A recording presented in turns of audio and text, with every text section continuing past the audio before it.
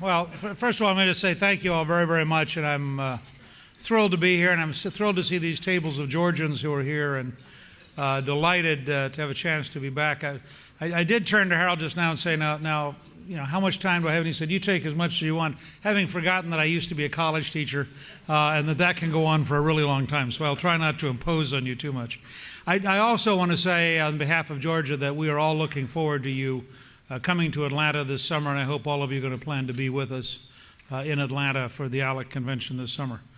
Let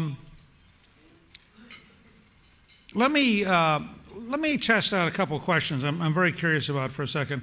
How many of you think that you know more about how to solve problems in your state than Washington does?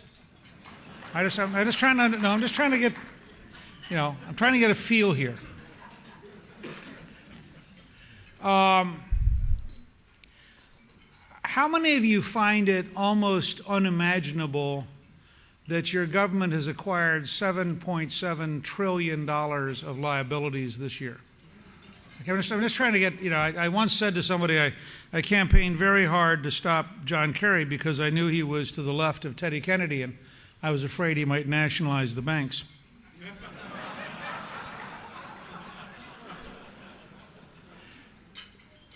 Now, what I want to do in a very short time, I'm going to give you an outline rather than a speech. But what I want to start with is a book by Peter Drucker called The Age of Discontinuities, which he wrote back in the 1960s. And in The Age of Discontinuities, what Drucker argues is that you have trend lines until you hit a discontinuity. And when you hit a discontinuity, you actually don't know what comes out the other side, and you don't know what the new lines are like. So if you think about being really good at thinking through stagecoaches, and then somebody comes along and invents the railroad. Railroads aren't just marginally faster stagecoaches. They're fundamentally different institutions. And if you get reasonably good at transcontinental railroad travel for passengers, and somebody comes along and invents the airline, airlines aren't just, you know, railroads that can fly. Airlines have fundamentally different patterns.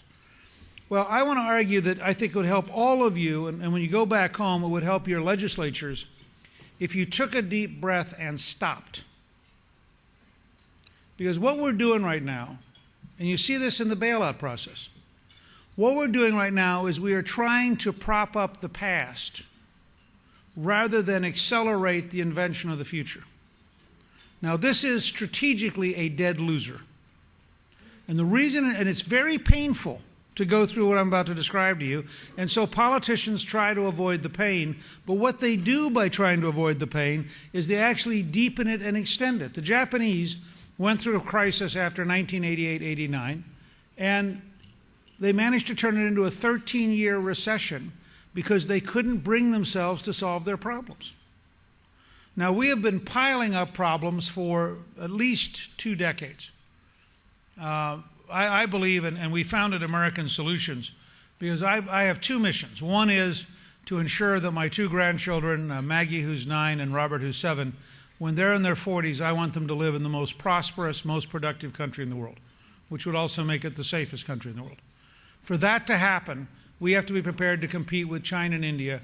And for us to compete with China and India, we have to reform litigation, regulation, taxation, education, infrastructure, energy, and health. Now,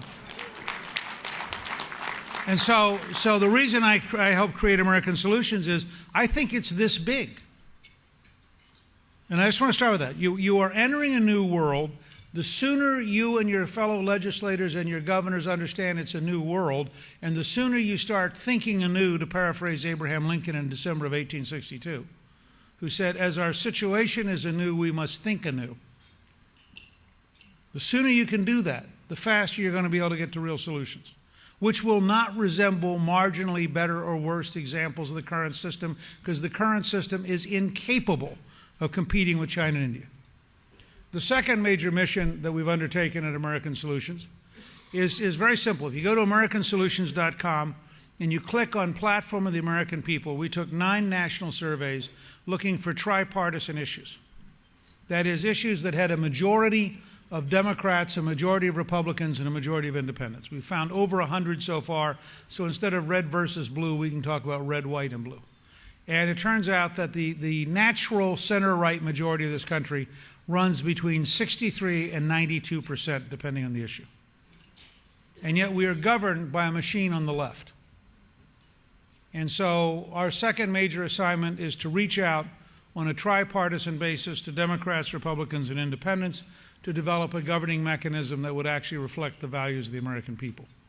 I'll give you 3 simple examples you can take home with you. The first is that by 89%, the American people favor English as the official language of government. That's an absolute majority of Democrats, Republicans, independents, and an absolute majority of Latinos.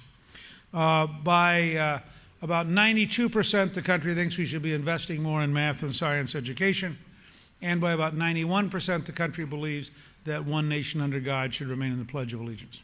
So you can begin to imagine how you would build a base that said, A, I want to compete successfully with China and India economically, and B, I want to be able to have my values represented in the courts and my values represented in the bureaucracy. And to be really daring, I'd like my values to be represented in the classroom so that the people we pay to teach our children actually reflect the country that's paying them.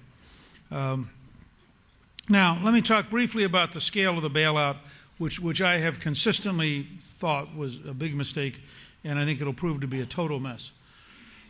I want to encourage all of you to look at Congressman Louis Gohmert from Texas, who has developed a proposal because he figured out about a week ago that the second half of the proposed bailout, the $350 billion, actually can translate into an income and FICA tax holiday for all of January and February. That is, you could either loan the money out to the auto companies and the banks and whatever, or every American could have all of their take-home pay, both income tax and FICA, and every small business could keep their FICA match for all of January and February. Now, if you added to it Speaker Pelosi's proposed $700 billion stimulus package, you would have an income tax and FICA tax holiday through June. Now, there are 2 reasons. I happen to like this proposal for a couple of reasons. Theoretically, I'm in favor of a permanent tax cut. I understand that argument. I actually wrote an article a week ago with Peter Ferrara in the Wall Street Journal favoring a permanent tax cut. But I like what Gohmert did for 2 reasons. The first is he scales the size of the money to a human proportion. He suddenly says, these guys want us to send to Washington for them to spend every penny you're going to pay in FICA and income tax for all of January and February, and that's just the bailout. And then they want you to send every penny you're going to pay in March, April, May, and June in order to have a stimulus package designed by politicians, implemented by bureaucrats. Now, you could have a fair argument back home by asking a simple question. Which do you think would stimulate America more? Let you keep your own money so you get to pick which auto company you want to bail out? Or have the politicians and the bureaucrats do it?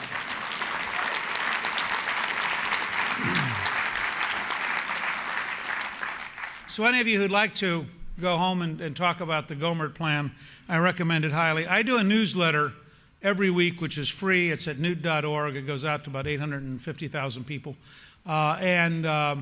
This week's was on that topic. If you don't get it and you're interested in what we're doing, it's easy. Just go to newt.org and sign up.